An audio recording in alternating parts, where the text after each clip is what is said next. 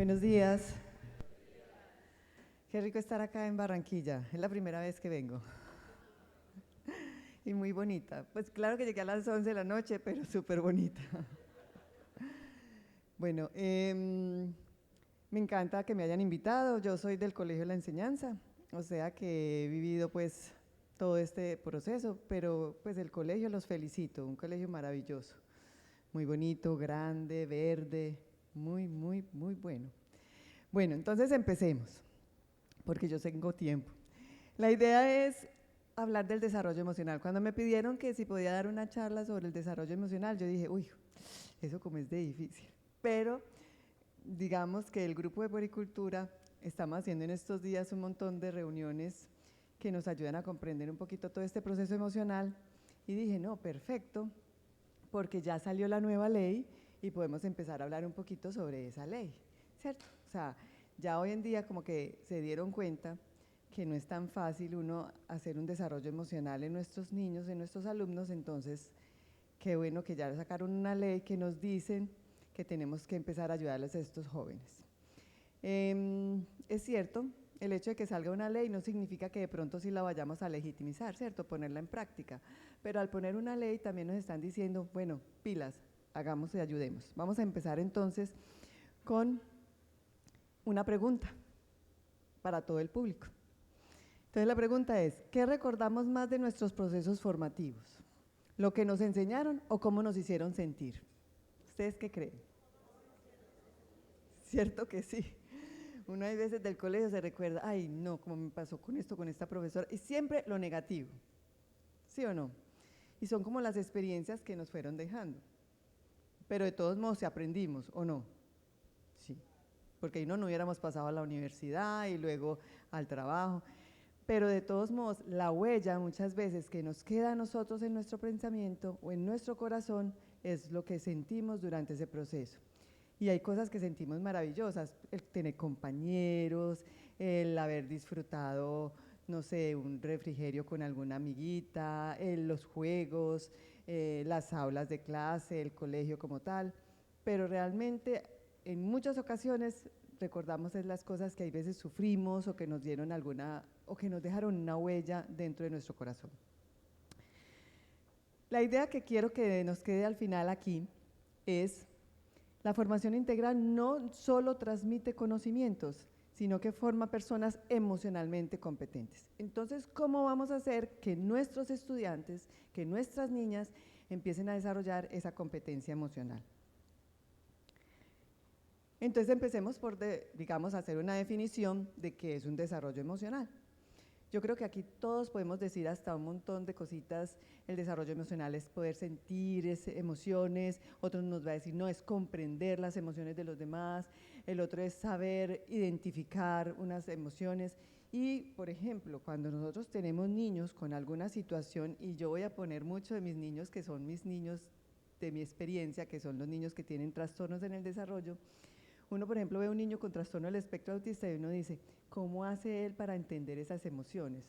Pero es que sí las entiende, lo que pasa es que las entiende diferente a como yo las entiendo.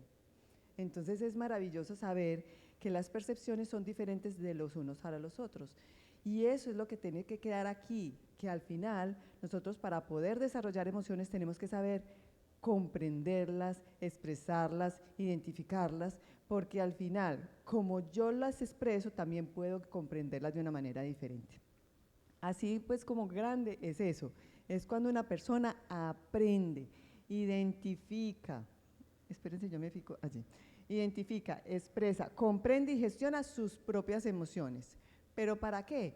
Para que así pueda interpretar y responder a las de los demás.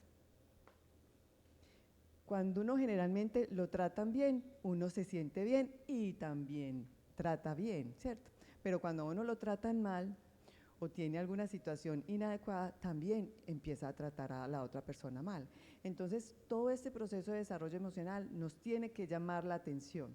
Más aún que ya estamos detectando desde la neurobiología que el maltrato, y no solamente el maltrato grande que uno generalmente piensa, sino que inclusive la pela hace cambios estructurales anatómicos a nivel de las estructuras cerebrales.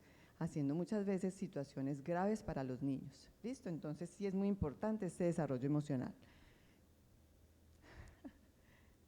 Sí, porque no lo ve el público.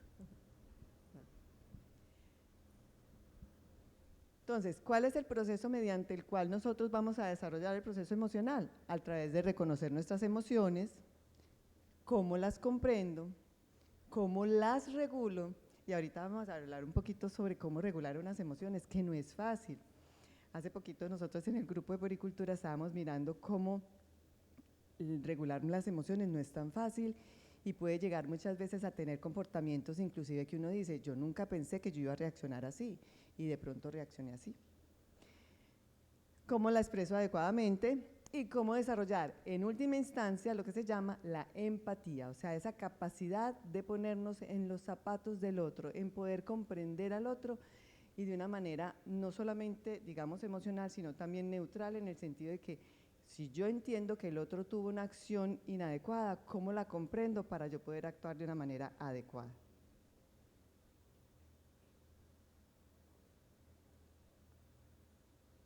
Ay, no pasa. Ya. Otro concepto.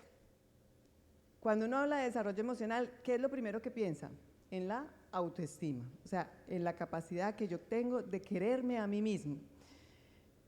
Muchas de las psiquiatras y psicólogos lo que dicen es, si yo estoy bien, la otra persona está bien, pero si yo no estoy bien, todos, inclusive nuestros miembros de familia y todo, no están bien. Entonces es importante tener una autoestima, un autoconcepto, un autorreconocimiento. Esto es todo lo que hablamos de desarrollo emocional. Entonces es una carga muy dura para un profesor, desarrollar este tipo de cosas, el autoestima, el autoconocimiento, la autorregulación, ¿cierto? La empatía, todo esto nos dice que es fundamental para una salud mental o un bienestar del niño o de nuestros estudiantes. Y todo eso nos lleva a que tengamos relaciones interpersonales adecuadas y podernos adaptar a una sociedad.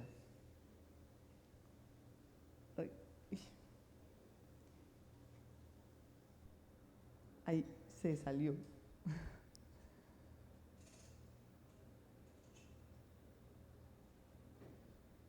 Muy bien. El grupo de Poricultura, digamos que lo que ha hecho es trabajado varios autores, y entre los autores que más hemos trabajado, digamos que son estos 4. Pienso que, yo creo que muchos de ustedes conocen estos investigadores, y son, por ejemplo, Coleman, Vygotsky, Erik Erikson y Howard Gardner, que tiene que ver con las inteligencias. ¿Por qué traje especialmente a estos 4? Porque estos 4 son los que nos pueden ayudar a entender que la inteligencia emocional o la parte del desarrollo emocional tiene mucho que ver con lo que son las relaciones, con el otro. O sea, que uno no es que no nazca con emociones, porque nosotros sí tenemos en nuestro sistema cerebral, en nuestro cerebro, tenemos unas estructuras específicas como sería la amígdala y el hipocampo, que se encuentran ahí más o menos por el lóbulo temporal y por algunas zonas cerca del tálamo y eso, que son las que nos hacen sentir emociones. Todos se vieron Intensamente, ¿cierto? La película de Walt Disney. Bueno, háganse de cuenta que tenemos aquí un telecomando de todas esas emociones maravillosas, la tristeza, la alegría, la rabia, la frustración, la ansiedad, todas esas. Y todas esas estructuras anatómicas están en formación en nosotros desde que nacemos. O sea que digamos que es un centro de comando muy bonito, pero que no funciona adecuadamente mientras no las pongamos en práctica o no las pongamos en funcionamiento. ¿Y cómo las ponemos en funcionamiento? Empezamos con el desarrollo de la lactancia materna, que es ese contacto piel a piel con la mamá, y ahí vamos desarrollando esa emoción, ese vínculo afectivo que nos da una emoción de tranquilidad, de amor, de seguridad. Y luego empezamos a tener el otro, el padre, el hermanito, los abuelos, y luego vamos a la escuela, entonces tenemos los pares. Todo esto son experiencias que van construyendo esas emociones. Entonces, hablar de Daniel Coleman, de Howard Gardner, de Vygotsky y Erik Erikson es simplemente hablar de cómo ir construyendo una inteligencia emocional o un desarrollo intelectual. Digamos que el primero, Daniel Goleman habla de la inteligencia emocional. Y la inteligencia emocional tiene unos principios claves. Y miren que es muy parecido a las diferentes definiciones que hemos dado, que es, para yo tener una, digamos, salud mental a través de unas emociones, tengo que tener una autoconocimiento, o sea, yo reconocerme como ser humano, como persona, como sujeto, como individuo que me voy a relacionar con otro. Tener un autocontrol. No es fácil autocontrolarnos. Recuerden que el autocontrol es un proceso también de maduración. Muchos de nuestros niños al principio no tienen autocontrol y por eso hacen lo que llamamos las famosas pataletas, ¿cierto?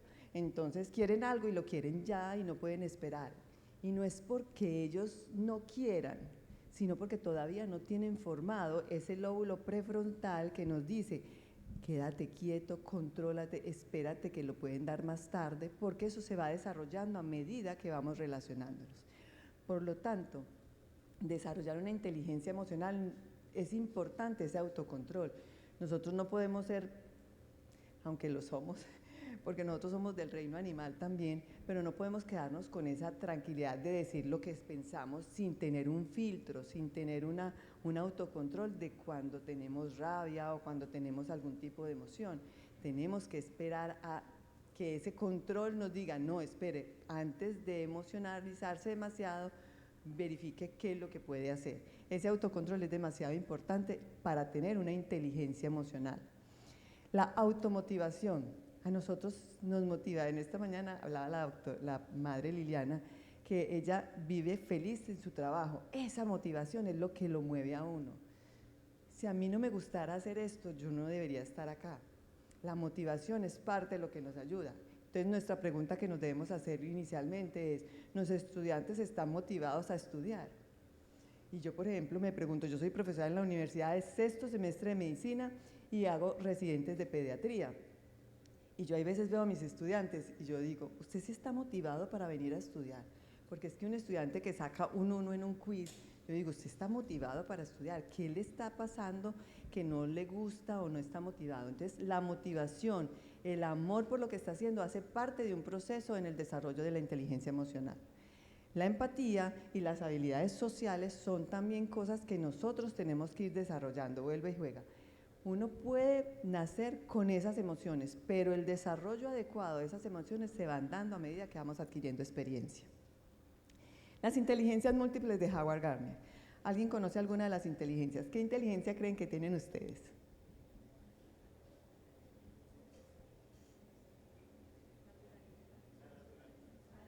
¿La cuál? La naturalista. Ah, muy rica, o sea que les gusta la naturaleza. ¿Quién más? Por ejemplo, los políticos. ¿Cuál creen ustedes que tienen la inteligencia los políticos? La lingüística, muy bien. Sí, señores. La lingüística. Ellos tienen una inteligencia tan lingüística que uno queda embobado de la forma en que lo van envolviendo a uno. ¿Sí o no? Pero generalmente la que siempre evaluamos es la inteligencia lógico-matemática. Y esa es como la que a nosotros nos interesa nomás. Pero ¿qué dice Howard Gardner? Que tenemos tantas inteligencias que lo importante es cómo acompañar todas esas y cómo desarrollar nosotros mismos cada una un poquitico. Entonces, por ejemplo, está el que es kinestésico, el que le gusta bailar, el que le gusta moverse. Esta mañana en la misa una niña bailaba y todo durante todo el canto de los coros. Yo decía que eso es un espectáculo, es una inteligencia kinética. ¿Sí? Entonces está la inteligencia emocional, está la inteligencia a la interrelación, o sea que le encanta tener amigos, pero hay otros que no les gusta, que les gusta lo individual. Entonces hay que mirar qué inteligencia tenemos, por eso es el autoconocimiento para saber también cómo expresar ese tipo de inteligencias. Luego venimos al de Vygotsky. Vygotsky es un poquito más psicoanalista, entonces ya nos empieza a decir que nosotros tenemos 3 zonas importantes. Lo que llamamos el desarrollo real, el desarrollo próximo y el desarrollo potencial. Si lo pensamos, el desarrollo real es lo que actualmente tenemos, esas habilidades que tenemos capaces de desarrollar en este momento. Pero digamos el próximo es el que ya hemos ido adquiriendo y que ya tenemos un poquito y que vamos a empezar a seguir desarrollando. Y el potencial es el que tenemos para ir a desarrollar en un futuro, que siempre va a estar guiado por una persona o por un adulto acompañante, pero no de una manera yo te enseño así, sino como un acompañamiento inteligente y afectuoso, como dice el grupo de puericultura, o sea, que yo pueda acompañar a ese niño dependiendo de lo que él y sus capacidades tiene. Por eso esta frase con la que termina Vygotsky me parece que es súper importante. El papel de los adultos o los compañeros de edades más avanzadas tiene una fuerte, digamos, influencia en lo que es el apoyo, la dirección y la organización del aprendizaje. Ustedes saben que tanto Vygotsky como Piaget lo que dicen es que cuando yo voy a estructurar mi cerebro, yo necesito tener unas experiencias y esas experiencias organizarlas y de acuerdo a eso tener una adaptación para yo poder dar una respuesta. Entonces, si yo necesito todo eso, entre mejor sea el estímulo, las respuestas que se me van a estructurar en nuestro cerebro van a ser mucho más positivas. Y el desarrollo psicosocial de Erik Erikson tiene crisis, las llama él, por eso es una versus la otra. Entonces uno puede empezar que en el niño, en el recién nacido, uno habla de la confianza versus desconfianza. Entonces muchas veces a uno le dicen que los niños se resabian cuando están chiquitos, ¿cierto? La mamá o las abuelas le dicen a uno mucho, ese niño está resabiado porque con lo único que quiere quedarse tranquila es con usted que lo cargue, ¿sí o no? Y uno les dice a las mamás, no mamá, los niños tan pequeños no se resabian, los niños tan pequeños lo que están buscando es ese apego seguro, esa tranquilidad, el poder hablar con la mamá pero en forma de llanto y sentir esa caricia, ese olor, ese sentimiento de amor frente a un momento que él necesitaba, que se sentía angustiado. Entonces esas crisis, en la medida que van pasando el ciclo vital, nos ayudan a entender una fortaleza en nuestro conocimiento, en decir, yo me siento valorado porque me valoran, porque me responden. Y es ahí donde él llega a la etapa del escolar, que es donde estamos, que es la etapa, pues, nuestros estudiantes, no nosotros. Nosotros ya pasamos hace mucho esa etapa. Pero la idea es que en esta etapa que están los estudiantes es una etapa muy difícil. ¿Por qué? Porque es una etapa de competitividad. Entonces, esa etapa es de, según Vygotsky, de laboriosidad, de competitividad versus inferioridad. Entonces, ¿qué pasa si yo soy competitivo? Cualquier persona que es competitiva, ¿qué quiere hacer? Ganar. ¿Y todos ganamos? No. Entonces, ¿qué nos pasa? Nos frustramos. Y si en esa frustración no tenemos a un adulto significativo que nos ayude a sentirnos que no importa, que podemos seguir, que nos motive, que nos dé esa refuerza que se llamaría resiliencia, capacidad de resurgir a pesar de esa adversidad, pues llegamos a que nos da inferioridad. Entonces la inferioridad nos da ¿qué? Una baja autoestima, y esa baja autoestima ¿qué nos va a dar? Una dificultad para un proceso inclusive de aprendizaje que lo vamos a ver más adelante. Entonces esto era un poquito pues lo que quería decirles sobre todas estas cosas de conceptos emocionales. Entonces, según estos autores, el para yo poder aprender necesito tener un equilibrio entre lo que es la razón y la emoción, o el afecto, o el amor, o como lo queramos llamar, ¿cierto? Entonces, ese equilibrio lo tenemos en nuestras aulas de clase. No, muy bien. La verdad, somos muy racionales, inclusive yo, pues no se preocupen. Yo en la universidad soy más racional, los estudiantes inclusive ya tengo fama de que muy dura, pero la verdad es que muchas veces uno prefiere, sí, el conocimiento a la parte emocional y no nos damos cuenta, hay veces, que si no desarrollamos también el afecto, no se va a dar un buen aprendizaje. Se puede dar un aprendizaje de tipo ecolálico, llamémoslo así. ¿Qué significa ecolálico? Que me lo aprendo en ese momentico, pero que después se me olvida.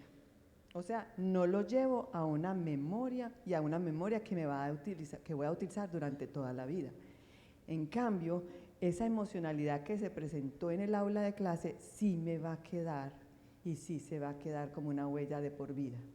Entonces miren la importancia de que durante un proceso de aprendizaje podamos tener un equilibrio entre lo que es la razón y la emoción.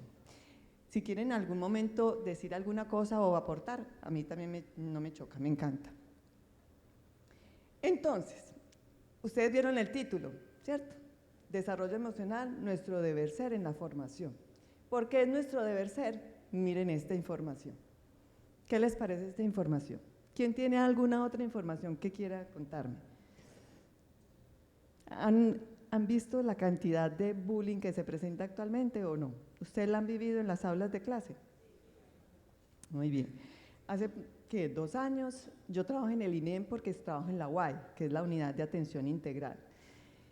Y estábamos allí y desafortunadamente pasó que una niña le cortó el pelo a otra en un ataque de rabia, ¿cierto? O sea, ¿ustedes quién dicen que quieren a la víctima y la victimaria? Pues uno dice, pues la victimaria es la que le cortó el pelo a la otra, ¿cierto? Y la víctima era la que le cortaban el cabello. Pero la verdad era que la otra fue una reacción de rabia frente a una situación que le estaban haciendo bullying.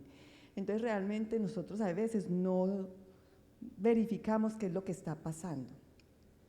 Y estas estadísticas son demasiado duras. Inclusive, yo cada vez que leo esto, porque nosotros tratamos de verificar mucho esto en nuestro trabajo, le da a uno ganas de llorar. Uno dice, no puedo creer esto, porque es que estamos hablando de gente que apenas se está formando, que van a ser nuestros futuros adultos, que van a ser nuestros futuros, no sé, cuidadores cuando estemos viejitos. Y entonces, ¿ustedes cómo creen que está formado el cerebro de estos niños o de estos jóvenes? Va a estar un cerebro que no va a tener empatía, ¿sí o no? Que no va a tener buena autoestima, que no va a tener buen autocontrol, no va a tener buena autorregulación, entonces posiblemente no sean los mejores cuidadores, nos van a maltratar o vamos a tener alguna otra cosa. Así como grande, que quiero que les quede. En el 2024, la Procuraduría Nacional de la Nación de nosotros en Colombia reportó 1.515 estudiantes que fueron víctimas de bullying, o digámosle matoneo pues para que sea en español. ¿Listo? 610 violaciones sexuales y 399 ciberacoso. ¿Ustedes qué opinan de eso? Demasiado, demasiado. Entonces, ¿qué está pasando? El semestre pasado, mis estudiantes de medicina, nosotros tenemos más o menos 140 estudiantes por semestre, 6 estudiantes intento de suicidio, 2 se suicidaron, una niña y un muchacho, en la Universidad de Antioquia. ¿Qué está pasando?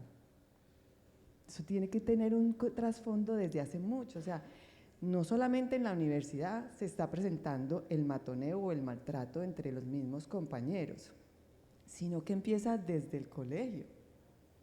Entonces la pregunta es, ¿nosotros como profesores tenemos un deber ser? Sí. Y por eso, entre comillas, la ley colombiana dijo, va a tener que tomar cartas en el asunto.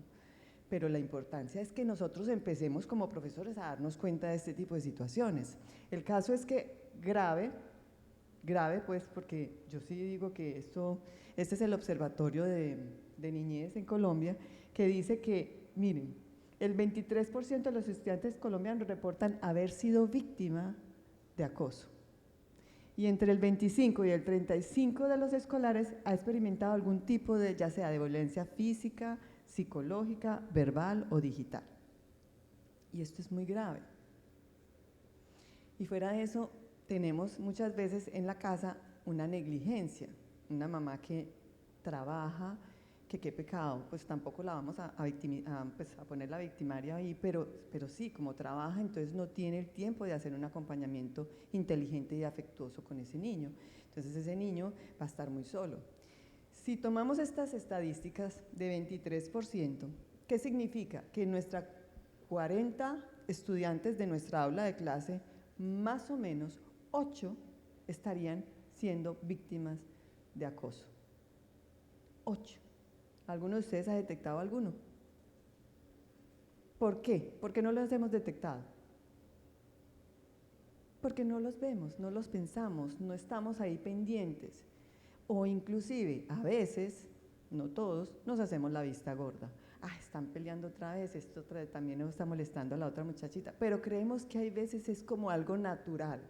Y yo, por ejemplo, a mis estudiantes les digo mucho, muchachos, ojo, porque es que nosotros vemos niños muy ya disociales, en verdad, en estos días estaba hablando con Gustavo, que es que Tenemos pacientes ya que son 8 años, intenta violar a una niña de 4 años en el baño. Yo dije, ¿qué? ¿Cómo? ¿Cuándo? Sí, pero está pasando, está pasando. Entonces, como está pasando, ¿qué sucede? Que creemos que no es así, que no es verdad. Y entonces esto nos atrae a una situación que uno dice, ¿no será que también estamos nosotros como haciendo esto como algo natural, como algo que pasa en la vida cotidiana? Como por ejemplo, hay un atraco y entonces uno le dicen, ve, mataron al atracante, el señor tenía un arma y lo mató, y uno dice, ay, qué bueno, ¿sí o no? Uy, mamá, qué bueno. Porque uno dice, ay, qué bueno. Incluso, yo me acuerdo, cuando era nadadora, que acorraron un ladrón y lo tiraron todos a pegarle patadas en el piso, y uno, sí, sígale pegando más duro, más duro. O sea, es que nos volvemos muy violentos, sin querer, y como es una violencia que casi que para nosotros es como de la vida cotidiana, no estamos detectando estas situaciones en nuestra aula de clase. Pero si fuéramos juiciosos, si tenemos 40 niños, 8 deben estar en un proceso de alguna situación. Y nosotros como profesores tenemos la responsabilidad de ayudar a ese estudiante o de acompañarlo. Yo sé que era muy dura esa diapositiva, pero necesitaba mostrarla. Entonces, ¿qué hizo Colombia? Colombia dijo, vamos a poner una nueva ley. Esta es la ley que ustedes como profesores deben empezar a conocer, y ya les vuelvo y les insisto, la ignorancia no nos desculpabiliza. Entonces tenemos ya una ley que es la ley 2383 del 19 de julio de 2024. Esta ley entonces dice que tenemos que empezar a fortalecer lo que es el desarrollo emocional dentro de las aulas de clase. O sea que nosotros sí ya tenemos la responsabilidad de dar ese acompañamiento en esos dos procesos. Aquí la ley les voy a mostrar, y pues todo esto es ¿para qué? Para tratar de disminuir esos indicadores que están allí, lo que es el bullying y el acoso sexual. Y que obviamente no nos llegue al suicidio un paciente, pues un niño o un estudiante. Sé que es una diapositiva muy dura, pero era para tratar de traerles las dos definiciones que están dentro de la ley. La ley pone estas dos definiciones. Lo único que quiero es que ustedes entiendan ahí con esas definiciones, que como que con mucho cariño les dejo las diapositivas, no tienen que pues tener ningún problema. Estas dos definiciones lo que nos hace entender a nosotros es que nosotros como profesores tenemos una responsabilidad muy alta, y es que tenemos que empezar también a desarrollar lo que se llama el ojo clínico. O sea, ¿qué es el ojo clínico? Tratar de detectar qué le está pasando a ese estudiante. O sea, un estudiante que se queda dormido en clase, que no quiere, que se vuelve como apático, que se hacen las puertas de atrás, ¿qué le estará pasando? Si él no era así, antes no era así, ¿qué pasó? ¿Cierto? Entonces empezar a identificar cómo está comprendiendo sus emociones, cómo las expresa, cómo se relaciona con el otro. Esto es demasiado importante, y tratar de buscar no solamente una salud física, que sí es la que siempre buscamos, sino también una salud mental. Y la parte del desarrollo integral lo que busca es que entendamos que el desarrollo de una persona no está involucrada solamente la parte biológica, que es lo que siempre pensamos, sino que también está involucrada la parte psicológica, la parte social, los estilos de vida, la cultura. Con mis estudiantes, una de las cosas que siempre les he dicho es que no hay nada más importante que cuando yo necesito hacer un diagnóstico, ir a hacer una visita domiciliaria. ¿Por qué? Porque en la visita domiciliaria logro acompañar a la familia y poder comprender cómo viven en el día a día. Entonces yo diría, o me pregunto, ¿será que yo tengo que ir a hacer visita domiciliaria a cada uno de mis estudiantes? Y la respuesta debería ser sí. Si usted no conoce la familia de sus estudiantes, ¿cómo sabe qué estilos de vida tiene? ¿Cómo sabe cuáles son los procesos culturales de ese estudiante? Y es que desde ahí empezamos. Porque es nuestro deber ser en la formación. Entonces tenemos que estamos educando ¿qué? Personas, ¿sí o no? No solo profesionales. Queremos que esas personas sean humanas, que tengan ética, que tengan respeto y que se quieran, que se amen, ¿sí o no? Eso es lo que estamos buscando en nuestros estudiantes. O solo queremos formar profesionales y que entren a la universidad. ¿Qué estamos formando? Personas. Segundo, sabemos y ya está determinado que las emociones afectan nuestro proceso de aprendizaje. ¿Y cuáles son los elementos más importantes del aprendizaje? La atención, la memoria. Por ejemplo, ustedes lo han vivido, a una persona se le muere una persona, un ser querido, ya sea una mascota, ya sea un hermanito, ya sea la mamá, ya sea el papá, y automáticamente ese estudiante empieza a perder los exámenes. Entonces está ya muy determinado científicamente que las emociones nos ayudan o a mejorar nuestro aprendizaje o a empeorar nuestro aprendizaje. Entonces es claro que la atención, la memoria, la motivación, la toma de decisiones en una persona que está emocionalmente inestable no va a ser buena, en cambio emocionalmente estable va a ser muy buena. Una toma de decisiones segura, con tranquilidad, es una persona que tiene una buena salud mental. Entonces pilas con eso porque entonces ya tenemos una cosa muy importante. Si no sabemos manejar las emociones de ese estudiante, posiblemente el proceso de aprendizaje va a ser mucho más difícil. ¿Y por qué o para qué vivimos en una sociedad? También porque vivimos en una sociedad que está llena de muchas cosas. Nosotros no podemos hacer la vista gorda de lo que está pasando fuera de nuestras aulas del salón, pues de nuestros salones de clase.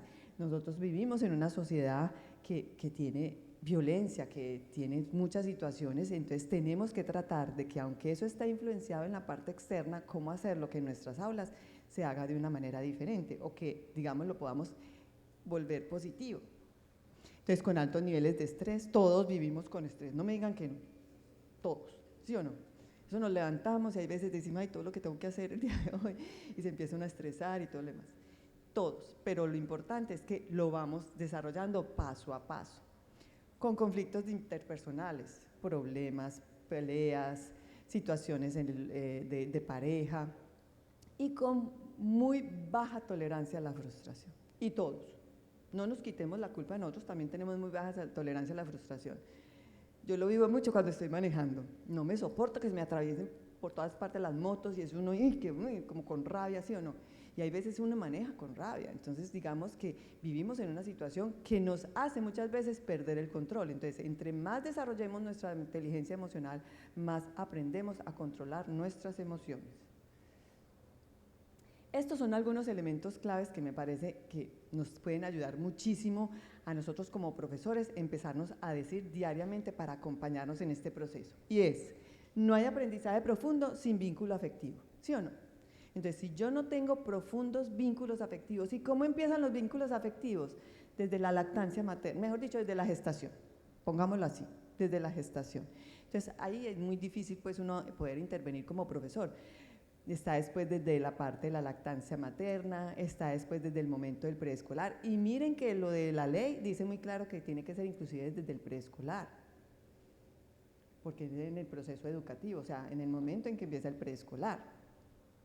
La formación sin desarrollo emocional va a ser incompleta. Ténganlo por seguro que la persona que tiene un problema emocional, el aprendizaje va a ser mucho más difícil, nos va a tocar hacer los PR. Entonces, como ustedes no quieren hacer PR porque realmente es una situación muy complicada a veces, entonces mejor desarrollemos una inteligencia emocional en ese niño, ayudémosle a fortalecer ese proceso emocional. El educador no solo transmite información, recuerde que también nosotros somos modelos, nosotros modelamos un poquito ahí. Y si yo no soy un modelo a seguir, porque tengo muchas situaciones difíciles de controlar también, por eso les decía yo, si yo estoy bien, el otro está bien. Entonces, yo como modelo tengo que ser una persona que también sepa manejar mis emociones. Hace poquito en el INEM vi una profesora regañando a un niño. Entonces yo dije, aquí perdió ella el control de sus emociones. Y lo único que va a hacer es que el estudiante aprenda eso, que también va a perder las emociones y cuando pierde las emociones puede insultar a otra persona. Y eso es lo que tenemos que evitar. Y el deber ser en la formación implica ¿qué? Responsabilidad, ética y emocionalidad. No nos podemos, como profesores, dejar llevarnos por nuestras emociones. O sea, tenemos que empezar, no sé, a hacer namaste, o 1, 2, 3, o lo que quieran, para controlarnos, porque es que en verdad nos sacan de quicio, ¿sí o no? Algunos estudiantes que nos sacan de quicio, pero tenemos que aprender a controlarnos porque es ahí donde nosotros empezamos a dar un ejemplo. Y qué pecado, ese niño de pronto es maltratado en el hogar y entonces nosotros vamos a seguir con el maltrato de él aquí en el colegio. A mí, por ejemplo, les voy a contar mi experiencia. Me echaron del coro de la enseñanza y eso no lo he podido perdonar en mi vida. Ahorita le decía a Gustavo, güey madre, como cantan de lindo y yo quería cantar así. ¿Por qué me echaron? Yo decía, ¿pero por qué? ¿Y saben qué? Me acuerdo y no doy todo el nombre de la profesora. Yo decía, pero porque ya tengo un montón de años y todavía me acuerdo de la profesora que no quiso, que es que yo cantaba muy feo y que me echaba del coro. Me dio una rabia. Todavía no he podido perder eso, miren. Entonces, es una situación que lo marca uno de por vida. Hasta me acuerdo el nombre de la profesora. Entonces, el impacto del desarrollo emocional en el proceso formativo nos puede llevar a que en el aula de clase tengamos un mejor clima. En el INEM yo entro muy temprano a las 7 de la mañana y los niños de preescolar entran también a esa hora. Y vi una profesora, la más de linda, con un montón de estudiantes ahí sentados y empezaba, yo me amo, y todos los niños repetían, yo me amo, yo respeto, y todos, yo decía, ay, qué tan bonito, o sea, empieza como con una ronda infantil cantando eso, que yo me amo, yo me quiero, yo me respeto, yo respeto al otro, oigan, una cosa muy interesante. Entonces realmente es mejorar el clima, reduce conflictos, aumenta la participación, todos los niños estaban cantando, todos se veían bien, eso no está excluyendo que pueda haber después el bullying, pero puede haber una mejora en todo este tipo de cosas. En el estudiante, si yo tengo un desarrollo emocional, ese impacto va a hacer que mejore su autoestima, mejora su aprendizaje y, ¿por qué no?, le damos lo que se llama resiliencia. ¿Y qué es la resiliencia? La capacidad que tiene uno mismo de resurgir a pesar de los, digamos, el estrés o de las cosas que tuvo negativas en la vida y que no importa, él sigue adelante porque él sabe que va a haber algo más bonito en su vida. Y eso es demasiado importante. Eso inclusive los salutogénesis, que yo me considero una salutogénico, es la principal, digamos, meta del desarrollo que uno necesitaría para tener un buen acompañamiento en la vida de las personas que están alrededor de uno. Y el docente o en el formador desarrolla en él un liderazgo empático porque aprende a reconocer esas emociones, no solamente suyas, sino también las de los demás, maneja de una mejor manera el grupo y tiene una autoridad basada en el respeto y no en el miedo, que nosotros hay veces sin querer manejamos mucho la parte del miedo. Hagamos esta actividad. Miren yo me acabo de acordar de que a mí me echaron del coro la enseñanza. ¿A alguno de ustedes le ha pasado algo que todavía se acuerde? Cuéntemela, cuéntemela. Digan, dímelo.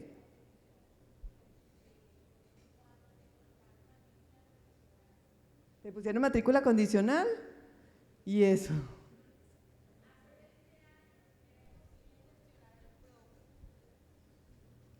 Hace 20 años era una rebeldía cuestionar a los profes.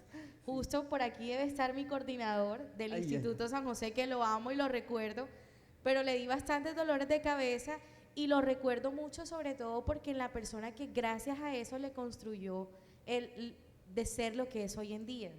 Pero claro, me cancelaron el cupo. Después de muchas peleas terminé. Muy bien. ¿Alguien más que quiera compartir?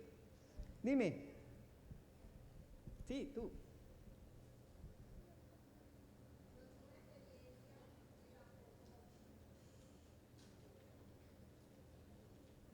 Bueno, buenos días. Bueno, una experiencia que me marcó. Yo me eduqué en un colegio de religiosas desde preescolar hasta 11 y estando en quinto de primaria, la profesora que nos daba en ese colegio era comercial, nos daba mecanografía con máquina. Y le ponían a uno un babero. Eso me dio duro esa clase, entonces me tapaba los ojos. Entonces ella un día me dijo, como Ospino, que eso la toca, o sea, me dijo en público. Y ahí estaba toda la comunidad y todo el mundo volteó porque todo el mundo sabía que era yo, Ospino. que en vez de estar allá todos los días en la misa, vaya a practicar mecanografía. Y entonces todos los niños me miraron, bachillerato, todo. Ese día yo llegué llorando a mi casa y yo nunca he olvidado a esa profesora. Y yo la veo todavía, o sea, a veces la veo. Y ella me saluda. Pero yo cuando ella me saluda, siempre viene a mi mente eso que ella me hizo. Nunca lo he olvidado, yo la saludo y todo. Pero ese recuerdo, a pesar de que me enseñó muchas cosas, como fue un señalamiento negativo mío en público, yo nunca he olvidado eso. Y su nombre es de esa profesora que yo nunca olvido. La tengo aquí. Cuando la veo enseguida me acuerdo de la pena que me hizo pasar en público. La humillación, lo utilizamos mucho, ¿sí o no? Sin querer lo utilizamos mucho. Sí, adelante.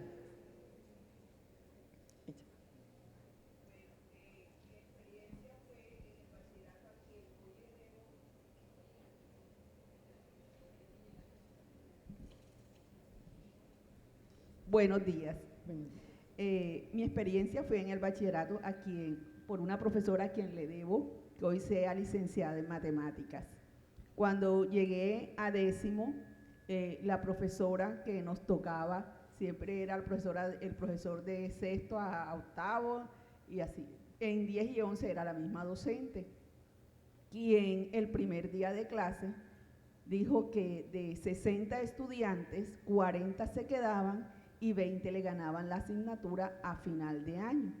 Eso para mí me molestó muchísimo, me dio tanta molestia que le dije, y yo estoy en las 3 primeras de esas 20. Y ella se quedó con los ojos abiertos y pues para ella, diga usted, hace más de 30 años, decirle a una profesora el primer día, apenas conociéndonos, que yo iba a estar entre las 3 primeras, fue un gran reto desafiante. Y bueno, lo logré, y no solamente fui yo, sino mi grupo, mis compañeritas más cercanas. Usted sabe que siempre en el bachillerato uno tiene un grupito, y esas 5 compañeras más ganamos con éxito, y ella nos trataba de boba, nos decía boba siempre. Y entonces, aquí hay más de 3 bobas que han ganado, y yo le dije, esa boba número 1 soy yo, y le voy a demostrar que le voy a ganar con éxito. Entonces yo estudiaba y me fajaba. Mi papá me hizo hasta un tablero en el patio porque yo le conté a él, y entonces me ayudó como en el desafío personal de sacar la asignatura adelante, y que detrás de mí también la tenían que sacar mis compañeras. Bueno, y lo logramos. De ahí, a partir de ahí, de estudiar y explicar las matemáticas, terminé enamorándome de las matemáticas y soy licenciada en matemáticas. Oh, muy bien. Entonces, sí, claro. Buenos días. Buenos días. Bueno, muy interesante todo lo que nos estás planteando. Yo recuerdo una positiva, porque uno también queda marcado por lo positivo, no siempre lo negativo lo que cargamos, ¿cierto? En la parte negativa, pues siempre he sido las que lucha por las causas injustas, y cuando estaba en 10º, le desinflé las llantas del carro a la rectora, a la religiosa, porque nosotros éramos escuela normal de señoritas. Yo soy de Barranca Bermeja, y una compañera quedó en embarazo. Entonces, a ella no la estaban dejando asistir a las clases con nosotras, sino que tenía que ir en jornada contraria por unos talleres. Y pues me parecía una causa injusta, porque pues del embarazo no se pega, y bueno, una cantidad de prejuicios que a veces los adultos cometemos errores emocionales, es porque cargamos con creencias limitantes de la manera en la que hemos vivido, en la que hemos sido criados, en toda esa historia familiar. Realmente a veces también los errores que cometemos no es porque digo, ay, hoy quiero molestar a esta niña, no. Es porque ese actuar con esa carga emocional que cada uno ha venido desarrollando, pero que uno puede cambiar. Pero en lo positivo, realmente soy maestra de preescolar, porque cuando empecé mis prácticas en la normal, la maestra Melissa era la maestra más amorosa del planeta. Y yo veía ella cómo recibía a sus niñas con ese amor, les hacía un elogio del peinado, se daba cuenta si estaba enferma, quién la traía. Y yo siempre decía, yo quiero ser como esa maestra. yo quiero ser como la profesora Melissa, que en paz descanse, ella ya falleció. Y de ahí surgió que quería ser maestra de preescolar y soy maestra de preescolar. Y siempre con las niñas trabajo el mindfulness, todas las mañanas tenemos un mantra que dice, hoy va a ser un día mejor, me voy a esforzar, me quiero, me amo, me cuido, nadie es mejor que yo y no soy mejor que nadie. Entonces ellas también ya han ido aprendiendo pues como ese amor propio, ese cuidado, trabajar el autocontrol, la respiración, porque a veces el docente y sobre todo en los grados superiores se centra mucho en las competencias de matemáticas, física, química y nos olvidamos lamentablemente de esta parte tan importante. Muchísimas gracias. Excelentes el compartir de estos saberes. Entonces, al final, lo único que yo quería era que quedara esto. Las emociones no acompañan al aprendizaje, son determinantes. Y si eso es así, entonces empecemos a pensar de una manera diferente cuando estamos en el aula de clase o cuando vamos a dar nuestras clases en nuestro día a día. Eso inclusive nosotros como profesionales universitarios, porque aunque uno cree que ya nosotros como universitarios ya no hay nada que hacer porque ya viene muy estructurada su formación de emociones y de procesos de aprendizaje, no es verdad. En todo momento nosotros tenemos posibilidad de ir cambiando, de mejorar, de aprender de nuestros errores. Entonces sí es muy importante que nosotros como docentes en cualquier momento seamos docentes que promuevan las emociones dentro del proceso de aprendizaje, porque realmente es un determinante para que ese estudiante aprenda. Y no solo aprenda el conocimiento teórico que queremos, sino él aprenda a cómo relacionarse con los demás, o sea, cómo vivir en comunidad. Porque una de las cosas que nosotros detectamos en los niños que tienen problemas digamos, de comportamiento tipo disociales u oposicionistas desafiantes, es que no son capaces de vivir en una comunidad con el otro, porque siempre tienen ese comportamiento de que yo soy el primero, yo soy el tercero, el cuarto, el quinto, o sea, yo soy el único y los demás no les importa. Y recuerden que nosotros vivimos en una comunidad, y en una comunidad no estamos solo nosotros, estamos con muchas más personas y esas otras personas deberían ser parte de nuestro proceso de desarrollo. Entonces, ¿qué estrategias vamos a fomentar para desarrollar la parte emocional en nuestras aulas de clase? Aquí traigo algunas ideas para docentes y formadores. Está la escucha activa, eso es una de las cosas que podríamos decir que nos va a ayudar a entender mucho si este estudiante tiene o no un problema emocional. Siempre hacer retroalimentaciones constructivas.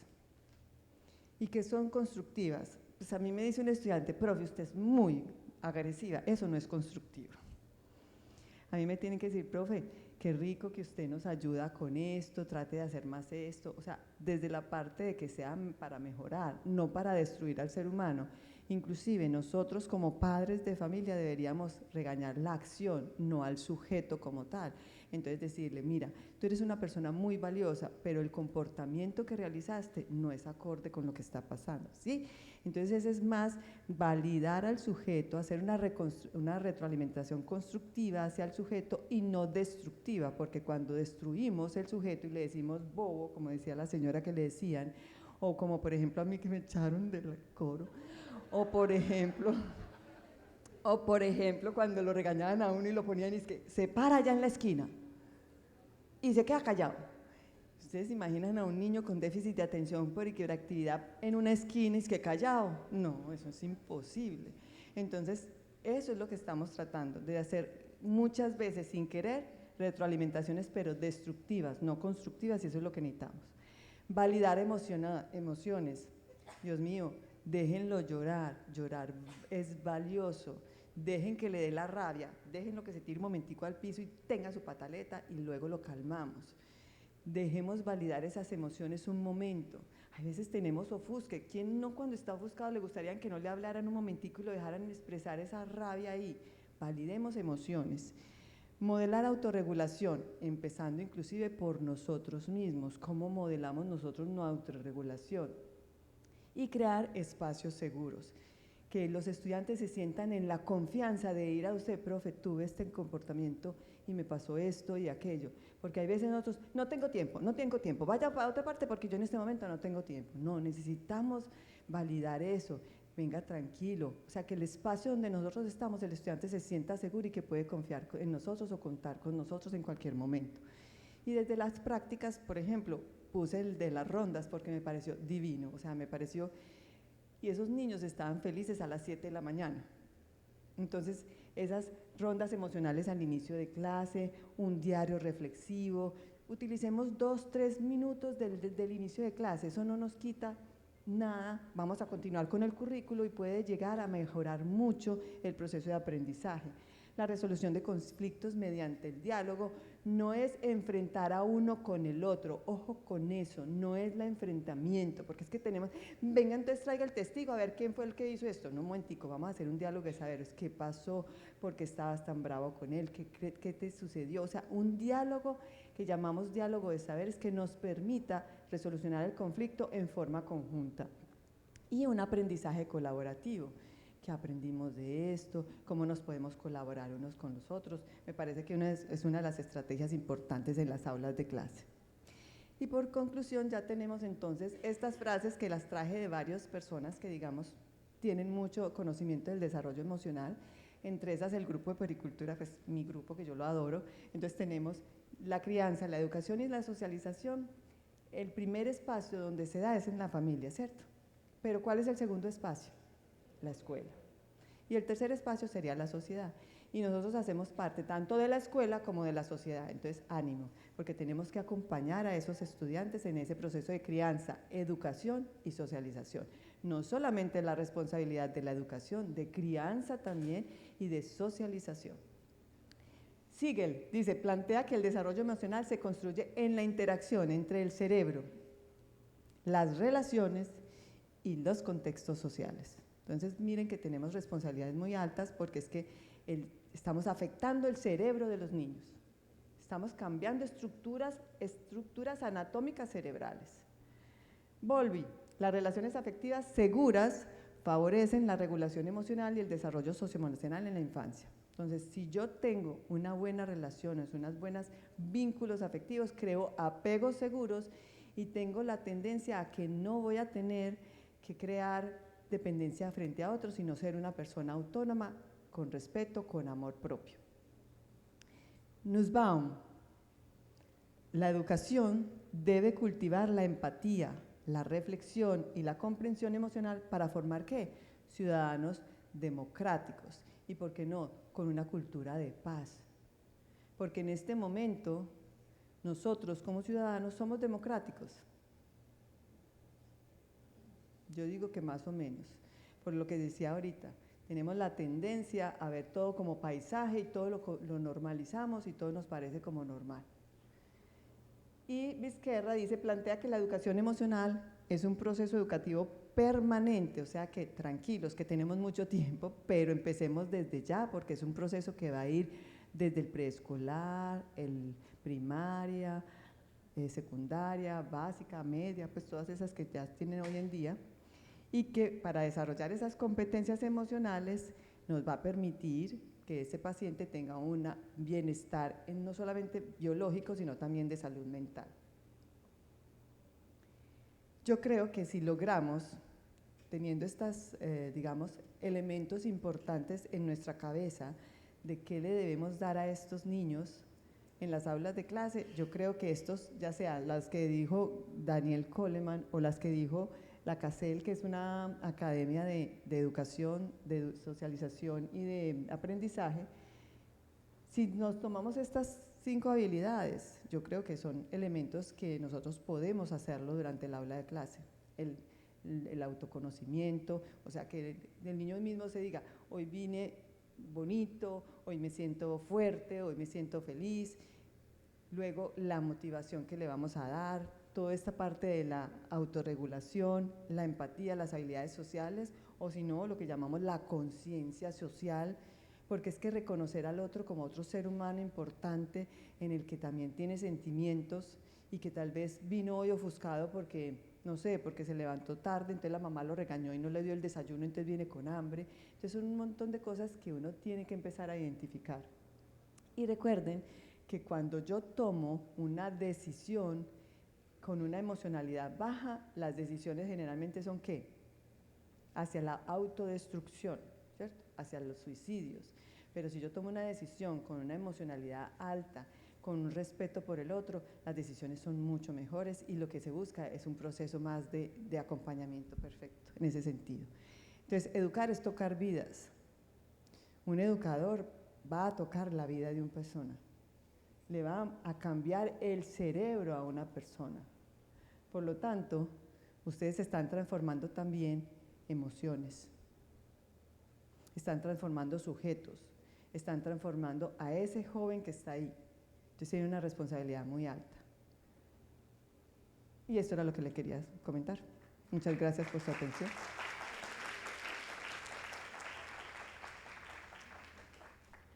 No sé, ¿tienen preguntas? Aquí estoy.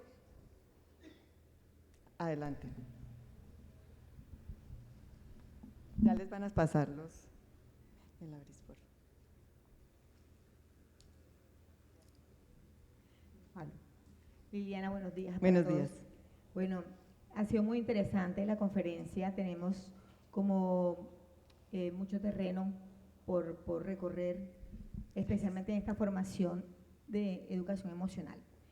Pero me quedo con unas dudas con respecto a la corresponsabilidad de los padres de familia, porque algunos chicos se comportan o tienen versiones de las situaciones que pasan con sus compañeros o pares dentro de la clase, dentro del colegio, pero llegan a casa a contar otra versión. Entonces, a veces los padres de pronto tienen un conocimiento de ellos diferente al que nosotros los docentes tenemos. Entonces, ¿hasta dónde nosotros, desde tu experiencia, podemos como facilitar ese manejo de emociones, ese conocimiento de emociones, cuando de pronto esa corresponsabilidad no se está dando, porque hay exactamente esa diferencia entre quién es aquí y quién es allá?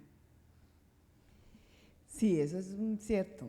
Inclusive en la consulta de nosotros tenemos muchos padres que niegan los síntomas, niegan las dificultades de sus hijos. No es fácil, porque ese padre también tiene un desarrollo emocional que muchas veces es muy diferente al de nosotros, con muchas,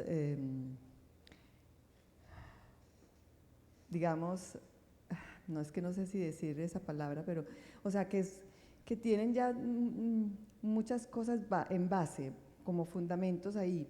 Entonces esto genera que muchas veces los padres, como fueron criados, actúen. Sin embargo, yo tengo una investigación muy bonita que hice sobre la crianza en madres monoparentales, cabeza de familia, y ellas decían, yo no quiero repetir lo que a mí me pasó. Y eso es una de las cosas que tenemos que luchar. Yo pienso que una de las cosas que tienes que hacer es comunicación. La comunicación con los padres, escucharlos, y en la escucha ver qué tanto tú puedes ir a interferir en esa situación, porque hay veces uno dice, no, esto es imposible hablar con esta persona. Y uno al final tiene que tomar ahí también decisiones. En una decisión puede ser, entonces, que tu papá haga esto y yo trato de hacerte esto en el colegio. Por eso yo digo, crear ambientes seguros en el aula de clase, que el estudiante, aunque tenga en el hogar una situación crítica, tú puedas darle un espacio seguro en la escuela. Eso es una de las cosas más importantes, porque el estudiante tal vez, coja más lo que aprende en la escuela que lo que aprende en la casa. Gracias. Y la segunda es con respecto al suicidio, contemplando algunos niños con trastornos o discapacidades que de pronto les cuesta más regular esas emociones y están frente a sus pares que pues tienen un desarrollo emocional diferente. El trastorno del espectro autista, exactamente, por allá voy. Y también el de altas capacidades que de pronto está más adelantado y está en todo, pero brilla mucho y los demás también están ahí. Y que también puede pasar que socioemocionalmente tenga dificultades después. Deficientes, sí. Tanto el superdotado tiene problemas de socialización. La ley es muy clara. La inclusión educativa nos está amarrando las manos a todos. Entonces, Separarlo es decir que lo vamos a discriminar, dicen ellos. Yo no estoy de acuerdo. Yo creo que hay veces hay que separar este tipo de situaciones porque es que ellos no lo podemos forzar a que se relacione con el otro porque no es parte de su proceso. Incluso para nosotros, un niño con trastorno del espectro autista no es que esté enfermo, es que tiene una capacidad de interpretar el mundo diferente a como la interpreto yo. Entonces, si es diferente, yo tengo que respetar esa diferencia, y esa diferencia está en que él no le gusta estar relacionado con otras personas o que él maneja en un momento determinado una crisis que yo necesito respetar esa crisis. Entonces, no es fácil, no va a ser fácil, pero yo pienso que lo debemos hacer, en el sentido de que si él se quiere expresar en un momento determinado, hay que dejarlo. Lo que pasa es que tenemos que evitar es que él se haga daño o que él haga daño a otra persona. Entonces, es nuestro deber como responsabilidad y como corresponsable que dice la ley 1098 Código de Infancia y Adolescencia, tomar una decisión. Ustedes a veces dicen, es que yo no soy el padre del niño, qué pena. Pero en el momento en que está en su aula de clase, usted es el cuidador principal. Llámese profesor, llámese padre, llámese pedagogo o formador. Pero usted sí es responsable de ese niño. Y usted en última instancia lo tiene que corregir, pero con amor. Y respetando la situación que se le está presentando en ese momento. No le va a pegar, porque eso es lo que dice la ley, usted no le puede pegar a nadie, pero ni siquiera al papá. Escúchenme bien que está penalizado en este momento por ley. Pero usted sí tiene que corregirlo, enseñarle que hubo un error, que no se reguló, que no fue capaz. Lo que pasa es que para un niño con autismo o un niño muy inteligente que cree que él es el superdotado y que puede manejar la situación, va a ser mucho más complicado, pero es una forma de hacer diálogo con ellos, de hacerlos sentir que se puede expresar, pero que también tiene que respetar al otro. Entonces no va a ser fácil, pero pienso que una de las cosas que uno tiene que hacer es aprender a manejar ese tipo de crisis. Manejar una crisis de un niño con trastorno del espectro autista es una de las cosas más difíciles. Yo pienso que a veces nos tenemos que ayudar de medicamentos. Y si es del caso, hay que darle un medicamento a un niño que está muy agresivo, a un niño que no se está expresando adecuadamente o que le da una crisis. Los niños con trastorno del espectro autista, hay veces hay que darle medicamentos porque están asociados o a trastornos de déficit de atención con hiperactividad o a otro tipo de comportamientos y necesitan acompañamiento con medicamentos.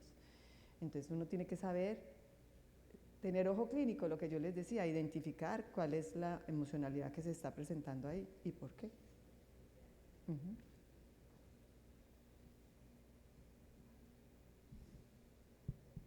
Buenos días. Buenos días. Muchas gracias por su presentación.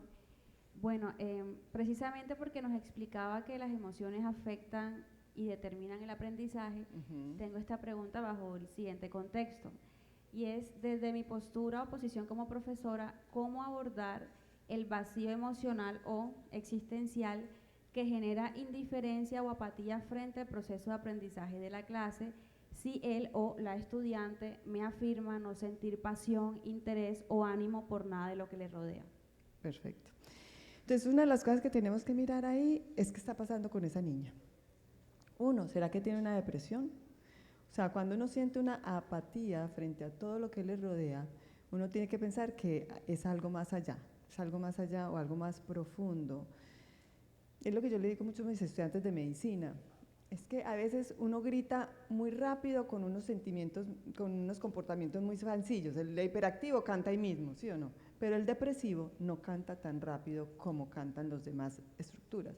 Entonces, un niño depresivo puede ser ese niño que se quiere, últimamente ya no está, inclusive puede que no sí coma, pero es que come como con desánimo, se hace en la clase, no quiere copiar, empieza a tener una serie de comportamientos que uno decía antes no lo era, o un niño con una apatía, con una falta de, uno lo llama anedonia, como sin deseo de hacer nada, sin motivación de nada. Pilas con eso, porque para mí ese niño puede estar entrando en una depresión y tiene que ser acompañado, un acompañamiento. Yo, por ejemplo, a los estudiantes, después de lo que nos pasó el semestre pasado, que estábamos muy complicados, los profesores de sexto semestre estábamos muy asustados, porque es que son 6 estudiantes con intentos de suicidio, es demasiado. Dijimos, no, paremos, o sea, ¿qué está pasando? O sea, no estamos detectando o estamos dejando que esa anedonia o esa falta de interés o eso pase como si no pasara nada, y no.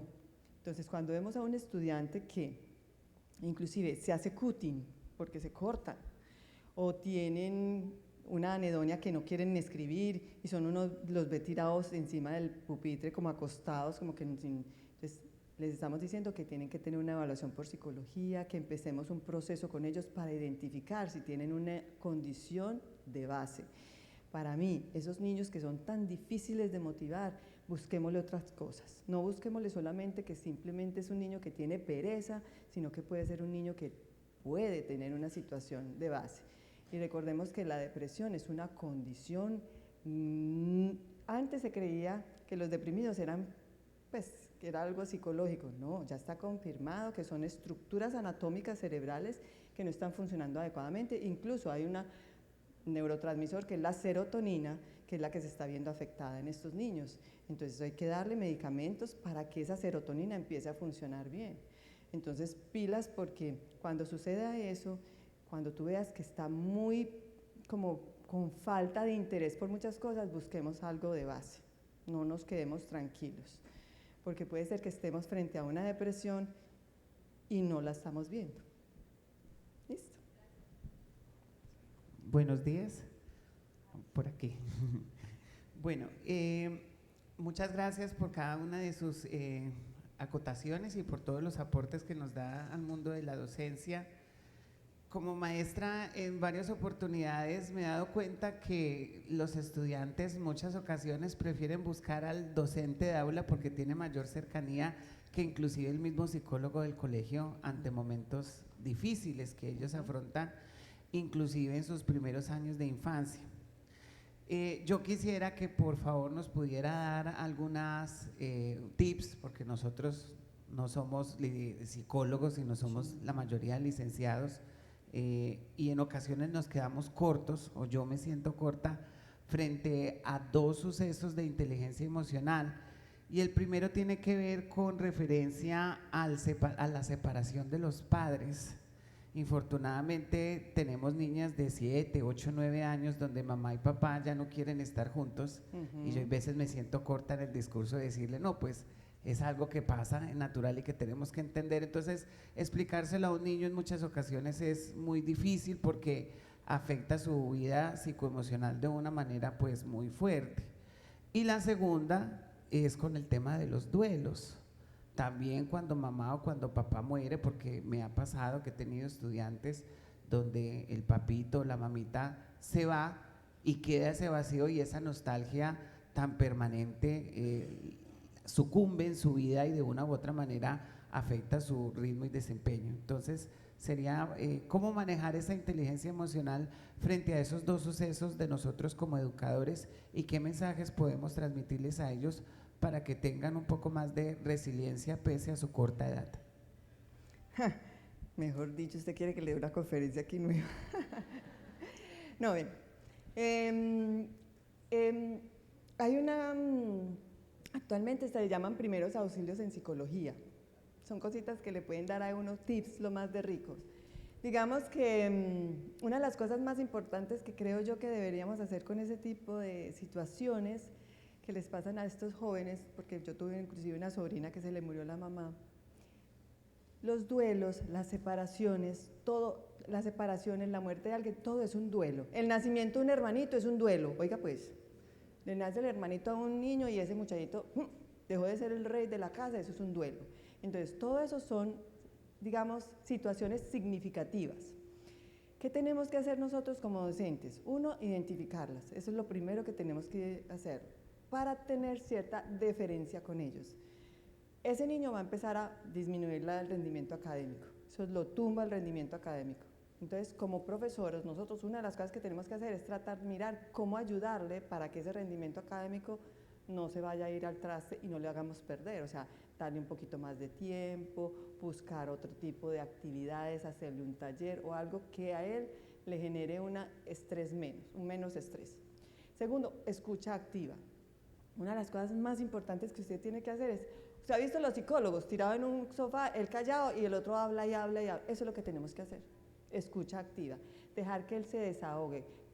contame cómo vas, cómo están en la casa, y empezar, que él te cuente, que él le explique, que él le exprese sus emociones, o sea, validar esas emociones que esa persona tiene, así sean las más raras del mundo, valídeselas, empiece a hablar, o sea, usted a escuchar. Segundo, que él busque ayuda. Una de las cosas que también es que si uno no sabe, hay que direccionarlo. Una de las cosas que yo le enseño a mis estudiantes es, usted no las sabe todas, direcciónelo. O sea, llévelo a donde el psicólogo, dígale qué rico que puedas ir a donde una persona que te pueda escuchar mejor y que te entienda más, un psicólogo, o en estas cosas de cuidados paliativos.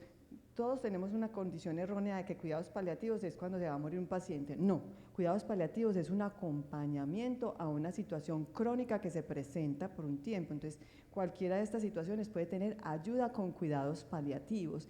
¿Qué son cuidados paliativos? Es escucharlo, es a darle algunos acompañamientos, es buscarle soluciones a cierto tipo de cosas. Entonces, escucha, darle apoyos a nivel académico, darle un direccionamiento hacia alguien que lo pueda ayudar más y, muy importante, relacionarse con la pareja o con la persona que queda en la familia, o sea, retomar a la familia y traerla para que usted y en las personas de la familia que quedaron y usted puedan acompañar a ese niño de una manera integral.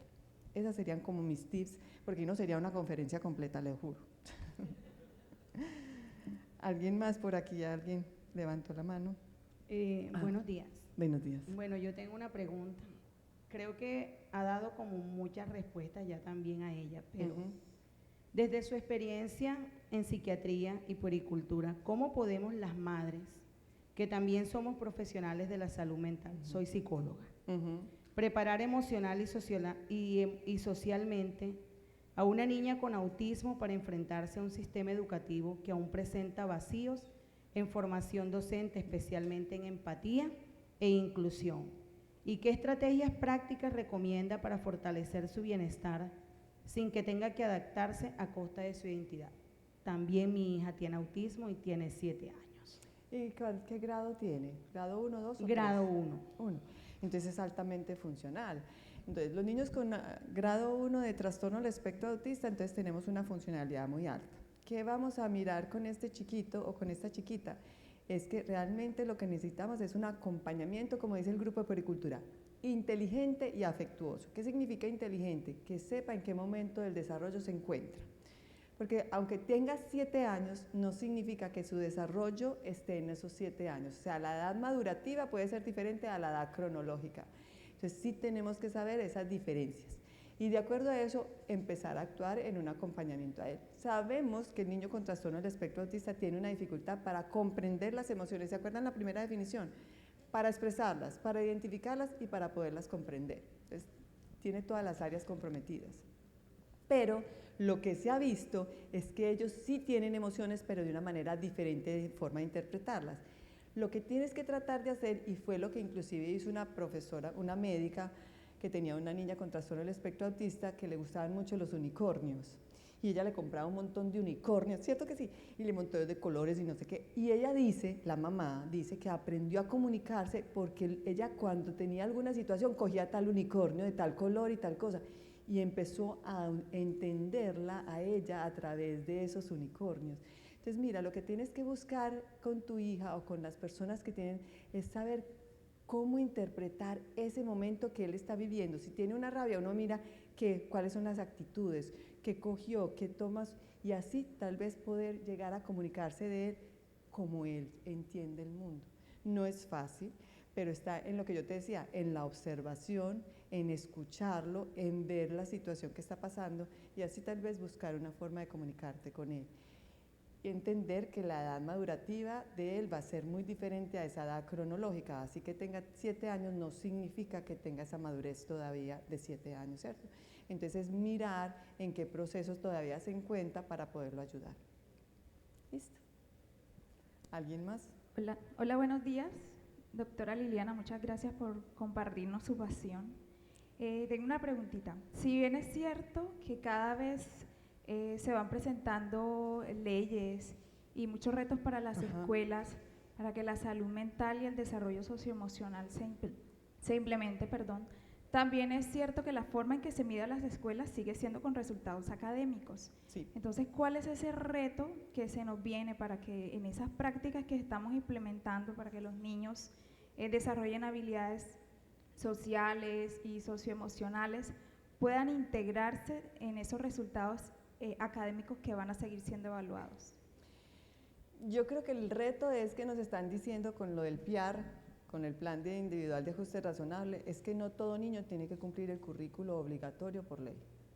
Yo creo que eso es lo que nos están diciendo en este momento las leyes y que por lo tanto nosotros tenemos que empezar a tener una flexibilidad a nivel académico.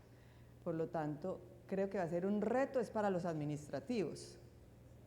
Para los administrativos va a ser el reto porque ellos van a tener que empezar a tener currículos flexibles, diferentes. ¿Qué pasa? Es lo que usted dice, en este momento, y yo lo dije en la conferencia el año pasado en la enseñanza también en Medellín, de la legalidad a la legitimidad hay mucho trecho todavía. O sea, la ley nos dice una cosa, pero nosotros estamos haciendo otra cosa. Entonces, pero el reto es administrativo. Para mí es administrativo porque tienen que cambiar de creer que todos los niños tienen que lograr el mismo nivel académico a nivel, por ejemplo, en matemáticas. No es cierto. Ya eso lo dice la ley, que no es así. Que si logra con su PIAR y el PIAR está relacionado con eso, él puede pasar a la segunda sin necesidad de ser una promoción automática, sino con los logros personales de cada uno de los pacientes o de los niños, para no manejarlos como pacientes, porque es que simplemente tienen capacidades diferentes. Entonces eso es importante, porque es que la inclusión educativa nos hizo cambiar eso, pero los administrativos todavía no lo toman porque la Secretaría de Educación todavía les exige muchas cosas, pero la Secretaría de Educación tiene que empezar a cambiar porque ya nos están exigiendo son los PIAR y la promoción no es automática sino de acuerdo a los logros académicos de cada uno de los niños e incluso dentro del PIAR. Entonces sí creo que tenemos que cambiar. No va a ser fácil, pero es un reto.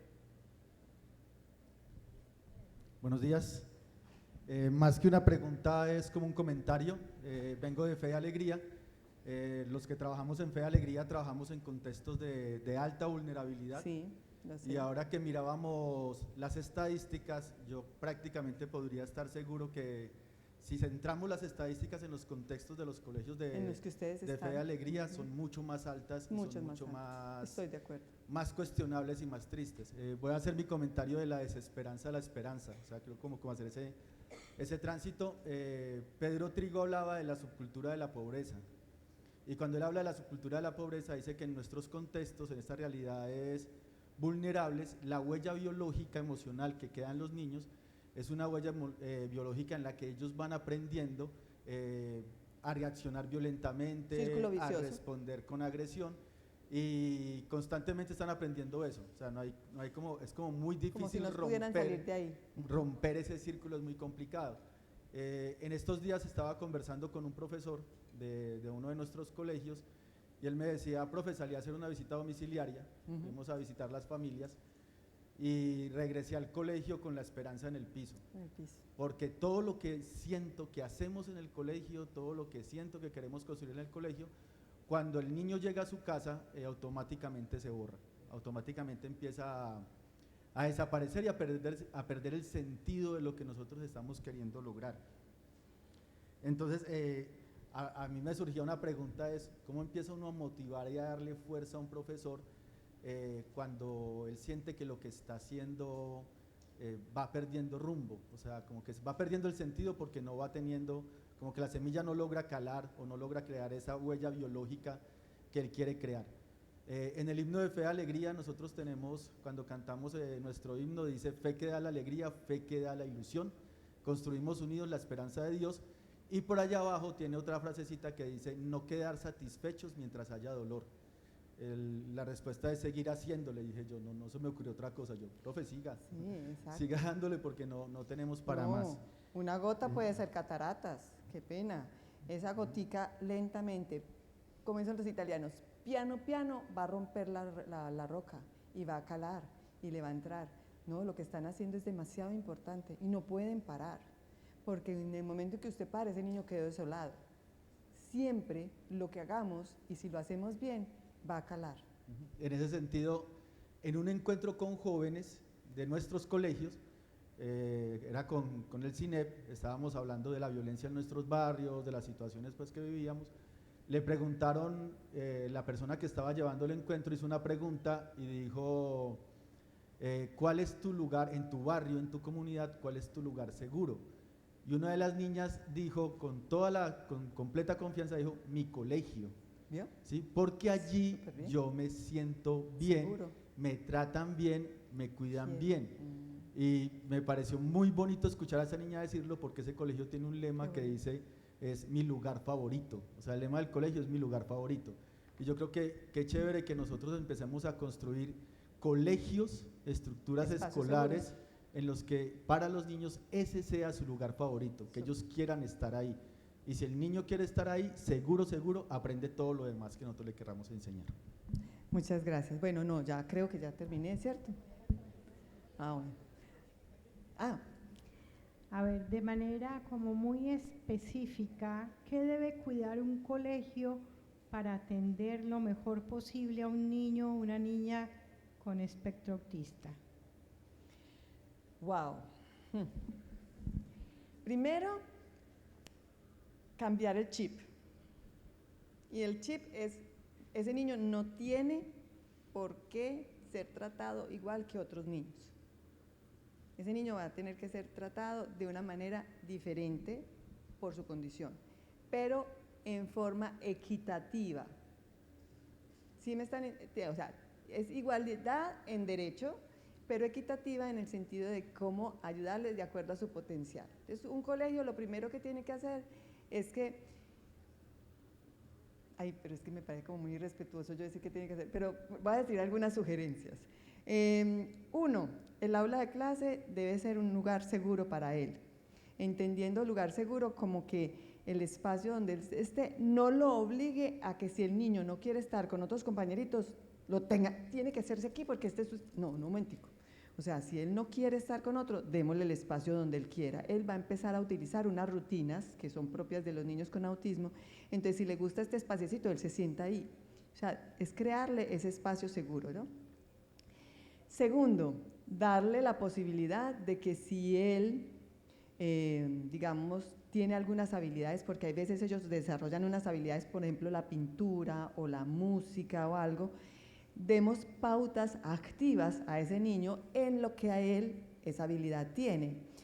Llámese si le gusta afilar juguetes o hacer las cosas, porque sí hay que darle lo que estructuralmente necesita darle usted como colegio, o sea, darle un poquito, según la educadora especial, te va a dar las ideas de la parte académica. Pero la otra es que usted como profesora le dé esos espacios que él necesita para poder no sentirse demasiado tiempo en un estado de estrés, ¿cierto? Relajarlo, manejar esos momentos de crisis que pueden ser porque se demora mucho tiempo en la actividad académica. Tercero, uno podría decir, es que no sé si llamarlo monitor o un amiguito con el que ya se haya empezado a relacionar, que le permita darle la tranquilidad de que si se siente mal le diga al otro compañerito. Hay veces tienen esa posibilidad de decirle, vea, me siento mal, o el compañerito ya va detectando, está empezando a tener una crisis, necesitamos relajarlo o alguna cosa. O sea, alguien que esté ahí. Porque la ley a veces dice que la madre, pero qué pecado pues traer a la mamá a plena clase para que haga las cosas. Entonces podemos utilizar como un monitor, que sea un amiguito del mismo salón que nos pueda ayudar. Sí.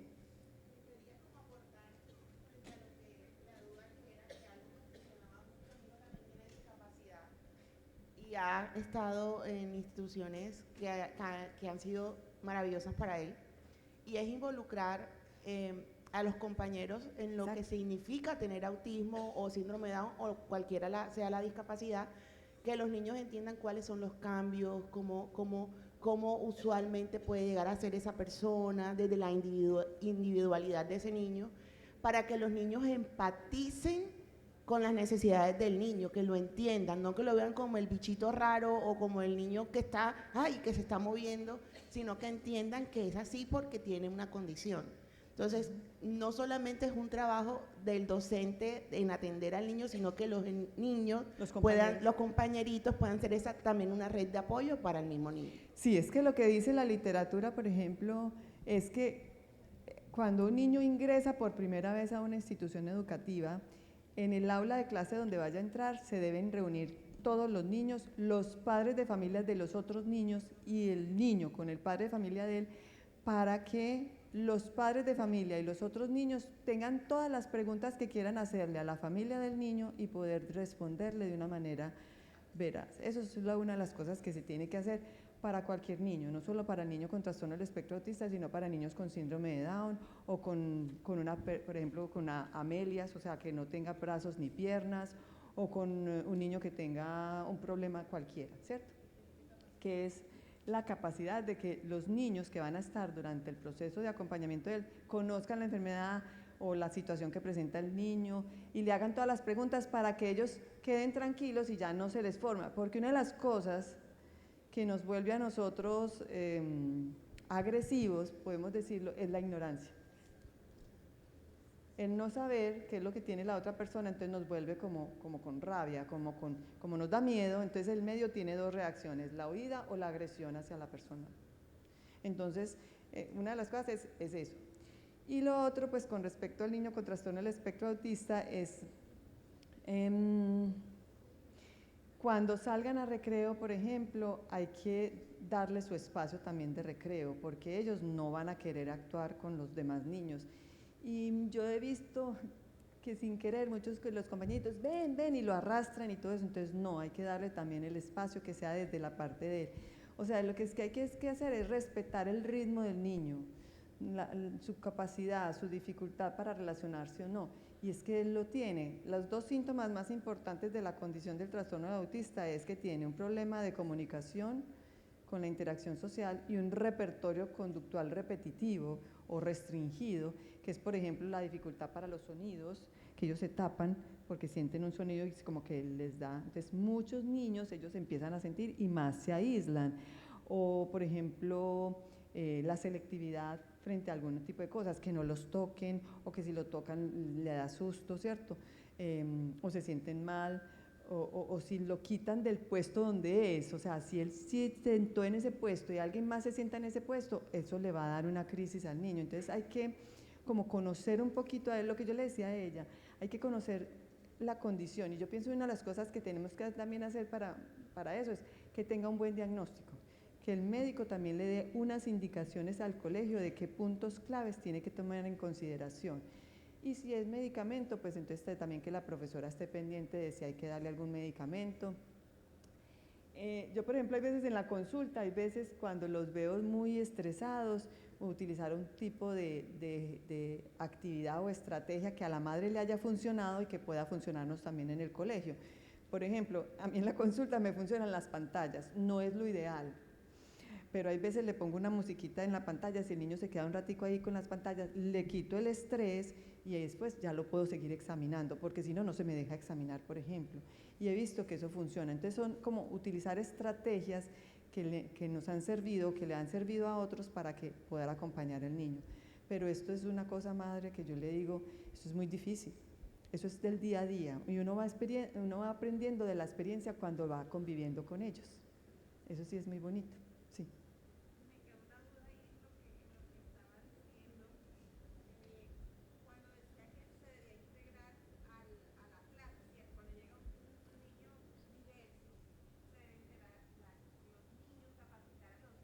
Con los padres de familia, sí.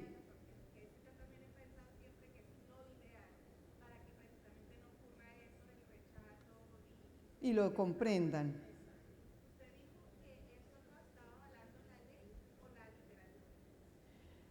O sea, esto es de lo que se ha hablado en la literatura. La ley dice que tiene que haber una inclusión educativa.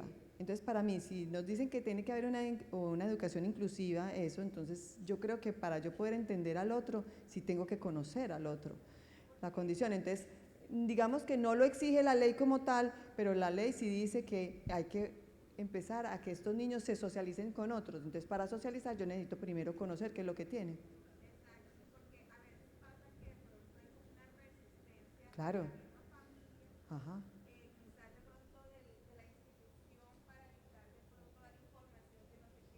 Por eso tiene que ser por parte, ajá. Por eso es un diálogo entre la familia de los otros más la familia de la mamá, lo que la mamá quiera contar, pero eso sí, tiene que ser con permiso de ellas. Pero, por ejemplo, yo tenía un niño con la familia y el niño con síndrome de Down que lo querían echar porque habían dicho unos padres de familia que el síndrome de Down de pronto le pegaba al hijo. Entonces yo dije, no, venga, traiga a esos papás de una vez y le enseñamos, porque es que las creencias mentales son muy pues son muy difíciles. Es que mi hijo está haciendo igual al niño con trastorno autista, usted vea, se le está pegando el autismo, pues, por favor. Ajá.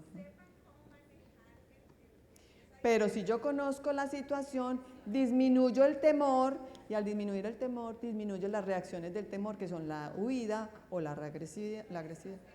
Exactamente. Exactamente. ¿Quedó bien? De todos modos, muchos tips. Yo inclusive le dije a la madre Beatriz Acosta en estos días que ustedes como colegio, oigan, escúchenme en esto, ustedes como colegio tienen el derecho de solicitar ante la Secretaría de Educación, independiente si es un colegio público o privado, para que los apoyen en dos partes, con la UAI y con los entornos saludables educativos. Tienen la obligación, y ellos como obligación en la Secretaría de Salud, mandarles una capacitación, darles tips de cómo manejar las PIAR, todo eso. Eso es obligación por ley. Es que nosotros hay veces por desconocimiento de la ley no la utilizamos. Empiecen a utilizar.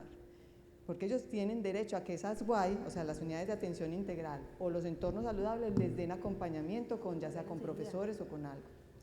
La última pregunta al señor Caballero, por favor, y cerramos para continuar con la agenda. Gracias.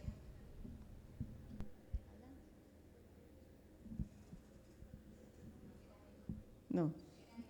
Allí. Buenos días. Micrófono. Una pregunta. ¿Cómo se puede enseñar de manera adecuada el desarrollo emocional de un niño que ha sido expuesto a situaciones traumáticas como el abuso o la pérdida de un ser querido? Y en este mismo marco, ¿cómo se explica y se debe intervenir en casos donde el niño, en proceso de desarrollo emocional, incurre en conductas de violencia a otros niños? Ay, no, qué preguntas tan difíciles. No, lo que pasa es que me están haciendo preguntas que necesitan de una conferencia completa y yo tengo que responder en menos de un minuto. Pero la idea es que un niño que ya ha tenido un abuso es un niño con dificultades y requiere más bien de un acompañamiento interdisciplinario, en el que usted como docente es una de ellas, pero requiere también psicología, psiquiatría, requiere médico, requiere psicólogo, educador y, ¿por qué no?, familia, dependiendo pues de la persona que haya abusado de esa persona. Entonces, cuando hay una situación de abuso, es una situación muy crítica. Pero una de las cosas que hemos visto nosotros es que cuando hay escucha, el niño mejora mucho. Ponerlo a dibujar, ponerlo a que hable sobre su experiencia. No revictimizarlo, ojo con eso. No es decirle, cuéntame, no, eso. Si quieres hablar, aquí estoy, yo te escucho. Si quieres, píntalo, muestra qué sentimientos tienes. Eso es demasiado importante. Eso es darle un lugar seguro a ese niño y decirle que aunque la familia no lo escucha o algo, yo sí le doy un espacio seguro, yo sí le dejo que él me hable, sin revictimizar. Ojo con eso, nosotros tenemos la tendencia, sin querer, no se preocupen, es sin querer a revictimizar a la víctima. ¿Y qué es eso? Es decirle, contame, ¿y qué pasó? ¿Y si fue esto? ¿Pero estás segura? Entonces no, es escucharlo, es decirle que yo lo reconozco como persona, que sé lo que puede estar sufriendo, aunque él le va a decir, usted no sabe lo que está sufriendo, porque usted le puede decir, pero yo sí hago empatía. Yo no necesito sufrir de una violación para saber que es una violación. Yo no necesito saber que es una cirugía o hacerme una cirugía para saber que es una cirugía.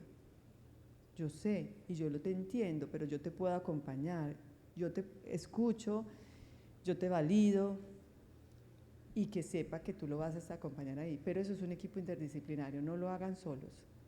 Realmente hacer solo una situación de ese tipo es digamos, no es un desarrollo integral, es un desarrollo más bien difícil y que puede llegar a que algunas personas crean que hiciste algo malo, Y hay que tener mucho cuidado hoy en día que todo el mundo le dice, ay, es que usted se metió mucho con ese estudiante y de pronto le está haciendo un acoso. Entonces tengamos también cuidado pues para no pasar los límites, ¿cierto? Pero escuchar y validar las emociones del otro es normal y lo podemos hacer a través del juego, a través del dibujo, a través de muchas cosas que podemos acompañar.